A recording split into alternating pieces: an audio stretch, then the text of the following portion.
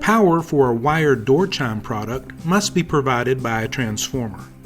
This installation requires a 16-volt transformer.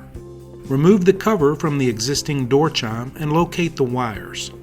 Label all wires before disconnecting.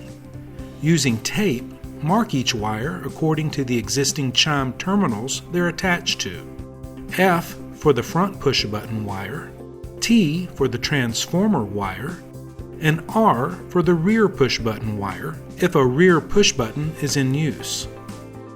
After labeling all wires, disconnect them from their terminals. Remove the existing chime from the wall.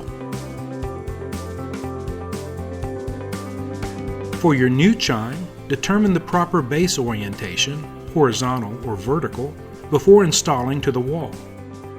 Route the wires through the entrance hole in the new chime base. Mount the chime base to the wall using the hardware pack provided. Connect the wires to the appropriate terminal.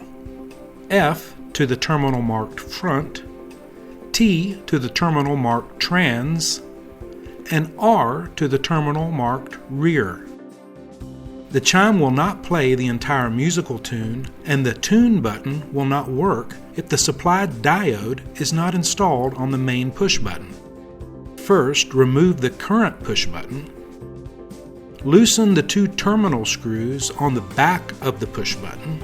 Wrap each of the ends of the diode around each screw and tighten both screws, making sure the diode ends and push button wires are secured.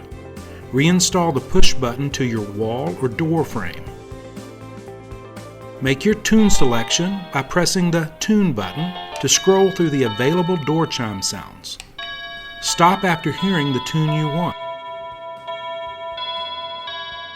Adjust the sound volume with the volume dial.